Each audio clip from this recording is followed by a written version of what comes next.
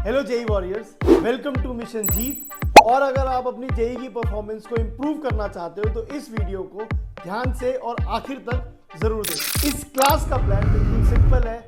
हम लोग इस क्लास में इस चैप्टर के सारे शॉर्ट नोट्स बनाने वाले हैं with all the important formulas and all the important tricks and all the important problems जो हमें एग्जाम के टाइम याद रखने की जरूरत है। आगे टाइम वेस्ट करे बिना let's start with the short notes. तो सबसे पहले हम लोगों के पास कौन सा टॉपिक ईएम वेव्स है। तो ईएम वेव्स के शॉर्ट नोट्स तो I think shorter than short काफी ज्यादा शॉर्ट ही होते हैं। ईएम वेव्स तो टॉपिक ही काफी लंबा चौड़ा है ना। ऑलरेडी हमने जो बनाया पढ़ाया था वो भी शॉर्ट नोट्स ही थे। तुम्हारी ईएम वेव्स की क्लास हुई थी? नहीं, तुम्हारी उसकी पूछ रहा था। हाँ, पूरी क्लास हुई थी पूरी। सही में इसको तो डर लग रहा है, इसको तो क्या क्या सामान समझना पड़ेगा। कोई नहीं, ठीक है। So let us start the short notes for EM waves.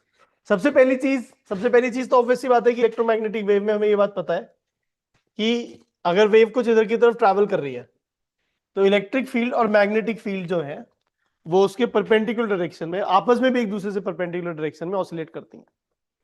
Is that okay? एक बात मैंने बहुत बार लोगों को इमेजिन करी है, देखते हैं वो लोग सोचते हैं कि इलेक्ट्रिक फील्ड और मैग्नेटिक फील्ड आपस में कुछ उनका फेज डिफरेंस होगा, बट वो नहीं होता है। I will come back to that again later on. तो direction of propagation of an EM wave की अगर हम लोग बात करते हैं तो आपको ये समझ आना चाहिए कि इलेक्ट्रिक फील्ड वाला वेक्टर क्रॉस मैग्नेटिक फील्ड वाला vector E cross B is the direction of the propagation of wave. तो जैसे इन दिस केस अगर आपको दिख रहा है E इधर की तरफ है, B इधर की तरफ है, तो E से B अगर मैं फिंगर कर्ल करता हूं तो राइट की तरफ मेरी फिंगर्स आ रही हैं, तो यहां पे जो वेव की स्पीड होगी वो राइट की तरफ होगी। ये बात समझ आती है? एक बड़ी इंटरेस्टिंग बात यहां पे आती है, बहुत बार हमारे सामने इस तरीके से प्रश्न आता है कि हमें इलेक्ट्रिक फील्ड और वेव स्पीड दे रखी है और मैग्नेटिक फील्ड की डायरेक्शन पूछी है, तो फिर कैसे करते हैं हम लोग? हम सोचते हैं कि यार जो ऑप्शंस हैं इन ऑप्शंस में से कौन कौन सी डायरेक्शंस के हिसाब से वो आ जाएगा, बट हमें ऐसे करने की जरूरत नहीं है एक्चुअली में। हम क्या कर सकते हैं, हम इसे 3 यूनिट वेक्टर्स परपेंडिकुलर आईजे के वाली फीलिंग से कर सकते हैं। कौन सी फीलिंग से? आईजे के वाली। तो अगर K cap is I cap cross J cap, तो बी कैप में बस इसे स्लाइड कर दो उधर की तरफ, V cap cross E cap हो जाएगा। जैसे आपको आपने पढ़ा था ना आईजे के में स्लाइड कर सकते थे ना, ऑर्डर सेम रहना चाहिए। यहाँ पे वीई भी है, यहाँ पे भी वीई भी है, और ई की अगर इलेक्ट्रिक फील्ड वाला वेक्टर चाहिए और मैग्नेटिक फील्ड और वेलोसिटी वाला वेक्टर दे रखा है तो क्या कर सकते हो? सो वीई बी वाली फीलिंग है तो ई बी, तो B cross V. Is it right? नहीं, रुक जाओ, ई बी वी, हाँ ठीक है, ऐसे कुछ आप कर सकते हो। ये बात समझ आ रही है? ये वो आई जे के में के जे आई ऐसे करके ऑर्डर फॉलो करने वाली फीलिंग हो जाती थी ना, कुछ याद आ रहा है? कुछ ऐसे करते थे, ठीक है, वैसे कुछ कर सकते हैं। तो ये तो बेसिक सी बात है, ये एक बात समझ आनी चाहिए हमें। दूसरी बात जो हम कहते हैं वेव इक्वेशन किस तरीके से लिखी जाती है। ऑब्वियसली इस बार जब वेव इक्वेशन की बात करते हैं हम लोग तो इलेक्ट्रिक फील्ड का वेक्टर आता है, वाई एक्स टी, तो कुछ होता नहीं, डिस्प्लेसमेंट तो नहीं होला, इलेक्ट्रिक फील्ड का magnitude at any x at any time T, ऐसी कुछ फीलिंग है। तो ऑब्वियसली दैट वुड बी कुछ इलेक्ट्रिक फील्ड की peak value into sine of omega T minus के X, sine of omega T minus के X. Is it okay? ठीक है, and that is simply okay. And then generally कुछ अगर मान लीजिए जैसे ऊपर वाले केस में हम बोल देते इलेक्ट्रिक फील्ड एक्स एक्सिस के अलॉन्ग है तो आई कैप हो जाता है। ये जो ऑब्वियसली आपकी peak value of electric field है, एंड ऐसे कुछ कहानी है। प्लस फाई नॉट भी आप बोल सकते हो इसमें, प्लस फाई नॉट तो हमेशा बोल ही सकते थे, वो तो कोई पंगा नहीं है। सिमिलरली अगर मैग्नेटिक फील्ड की बात करेंगे at any x at any time t, तो वो B naught into sine of omega T minus के एक्स प्लस फाई नॉट हो जाता है। मतलब आई डोंट नो आप लोगों को, जैसे आपको भी ये साइन साइन याद रहता है या फिर ये साइन और ये कॉस ऐसे याद रहता है? साइन और साइन याद रहता है तो बहुत अच्छी बात है, तो कोई इशू नहीं है। डायरेक्शन अगर यहाँ पे हम देखें तो जे कैप वाली, और इलेक्ट्रिक फील्ड का जो यूनिट वेक्टर है और जो मैग्नेटिक फील्ड का जो यूनिट वेक्टर है वो दोनों क्रॉस लेने से हमें आई क्रॉस जे के कैप है, तो तुम्हें समझ आ रहा है? कुछ डाउट लग रहा है चेहरे पे? जैसा, अच्छा इन दिस केस, सॉरी हाँ ये मैंने गलती कर दी यहाँ पे, एब्सोल्युटली रॉन्ग। ठीक है, तो इन दिस केस अगर ये z एक्सिस के लॉन्ग वेव ट्रैवल कर रही है तो बिल्कुल ये सब सही कह रहा है, तो z t होना चाहिए, ऐसे मुझे कुछ लिखना चाहिए अगर वो z एक्सिस के लॉन्ग ट्रैवल कर रहा है तो। Yes, that is absolutely right. ठीक है, I think we understand this. अगर मैं intensity of an electromagnetic wave की बात करता हूं तो वो क्या होती है? Intensity of an electromagnetic wave की जब मैं बात करता हूं तो इलेक्ट्रिक फील्ड के करस्पॉन्डिंग जो इंटेंसिटी आती है half epsilon naught E square, आपको पता है एनर्जी डेंसिटी होती है, इसको हम स्पीड ऑफ लाइट से मल्टीप्लाई कर देते हैं, ये आपकी इंटेंसिटी आ जाती है। आई कैन एक्सप्लेन व्हाई ऐसा होता है, but this class is not for that explanation, this class is only for remembering this result कि आपको स्पीड ऑफ लाइट से उसे मल्टीप्लाई कर देंगे आप, तो आपको पता चल जाएगा क्या कहानी है। इसमें एक दो बातें समझने वाली होती हैं। एक तो यहां पे ई जो हमें यूज करना है, क्योंकि इलेक्ट्रिक फील्ड की तो पीक वैल्यू ई नॉट है, हमें कौन सा ई यूज करना है? आरएमएस वैल्यू यूज करनी है, कौन सा? 1/√2 वाला टर्म। और दूसरी बात यहां पे कि इतनी ही एनर्जी मैग्नेटिक फील्ड के करस्पॉन्डिंग भी होती है, इतनी exactly same amount of energy magnetic field के करस्पॉन्डिंग भी होती है। तो हमें समझ आ जाता है कि इंटेंसिटी ऑफ इलेक्ट्रोमैग्नेटिक वेव की जब हम बात करते हैं तो वो इस तरीके से बहुत बार ऐसे कुछ भी एप्सिलॉन तक 400 से तो 400-700 नैनोमीटर या 380 से 780 नैनोमीटर, ऐसे भी कुछ भी जो भी है हमें याद रह सकता है, कोई बहुत बड़ी बात इसमें नहीं होती है। उसके बाद जब हमारा विजिबल लाइट होती है उसके बाद जब हम देखते हैं उससे ज्यादा एनर्जी वाली साइड पे देखते हैं तो यूवी आता है। यूवी कहां से कहां तक होता है? Up to 100 angstrom. जो अल्ट्रावायलेट होता है मेरा वो बेसिकली 400 नैनोमीटर से, तो क्या कहते हैं 400 नैनोमीटर से अगर मैं देखता हूं, या फिर 100 एंगस्ट्रॉम से 400 नैनोमीटर, मतलब 100 एंगस्ट्रॉम से इफेक्टिवली 4000 एंगस्ट्रॉम, ये आपका अल्ट्रावायलेट रीजन हो जाता है। एक बात आपको ये समझ आनी चाहिए कि 100 एंगस्ट्रॉम वाली जो वेव है या 4000 एंगस्ट्रॉम वाली जो वेव है वो विजिबल लाइट है या फिर वो अल्ट्रावायलेट है, ये कोई क्वेश्चन नहीं पूछता हमसे। Is that okay? ये रेंजेस बड़ी ही थोड़ी वैसी सी हैं, मतलब मैलिएबल सी हैं on the edges. Is that okay? फिर एक्सरेज की बात करते हैं तो अल्ट्रावायलेट से और ज्यादा एनर्जेटिक होती है, तो उसमें वेवलेंथ कहां से कहां जाती है? 0.1 एंगस्ट्रॉम से 100 एंगस्ट्रॉम तक।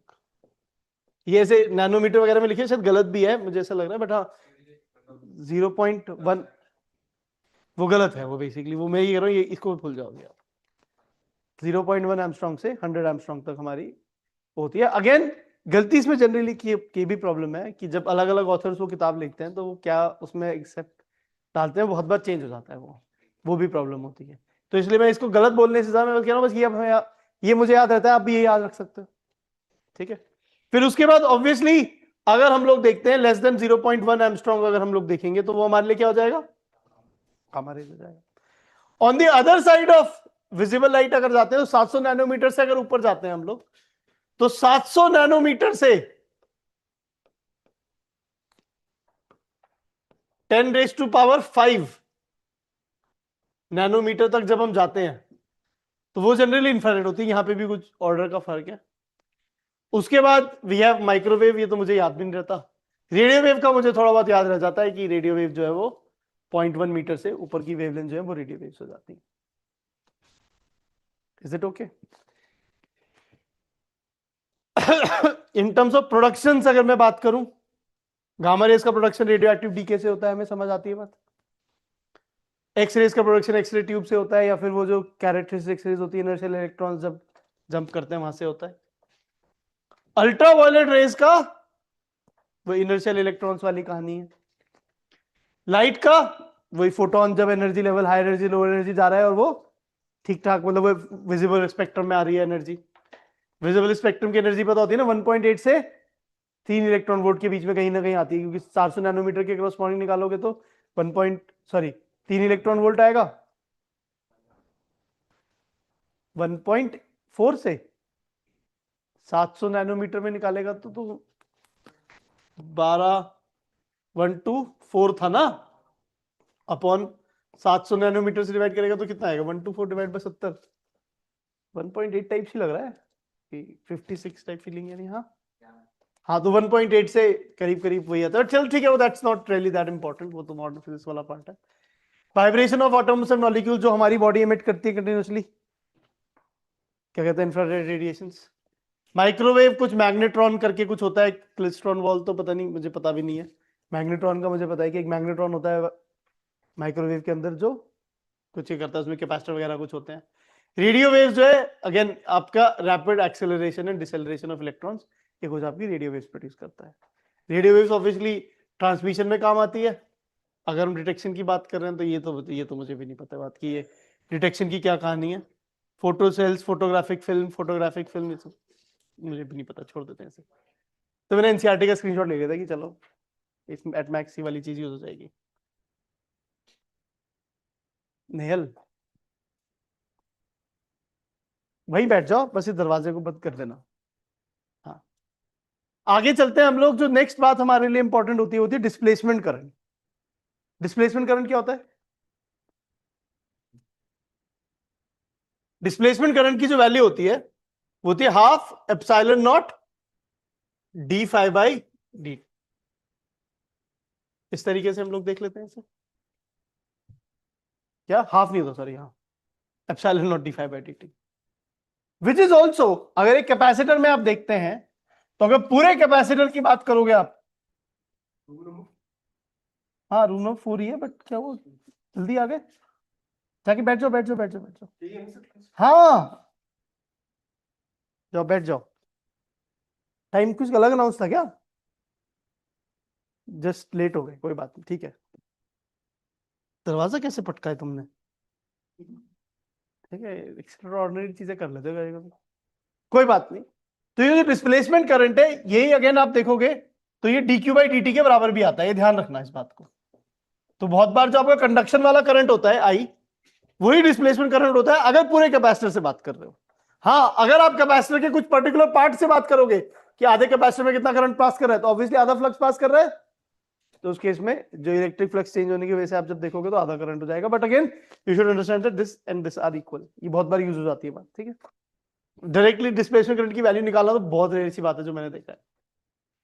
This is your EM waves के शॉर्ट नोट्स। बच्चों शॉर्ट नोट्स आर डन। अगर वीडियो हेल्पफुल लगा तो लाइक जरूर कर देना, और अगर इन शॉर्ट नोट्स का एप्लीकेशन सीखना चाहते हो तो PYQ का वीडियो आपको मिल जाएगा डिस्क्रिप्शन में, उसको जरूर देखना। अगला चैप्टर हम लोग ये वाला डिस्कस करेंगे, और इसके शॉर्ट नोट्स का सेशन इस डेट पे आएगा, तो अपने कैलेंडर्स को मार्क कर लो, और अगर चैनल पे नए हो तो सब्सक्राइब करना मत भूलना। Keep pushing yourself, don't give up, and let's meet in the next class. Go for Jeet.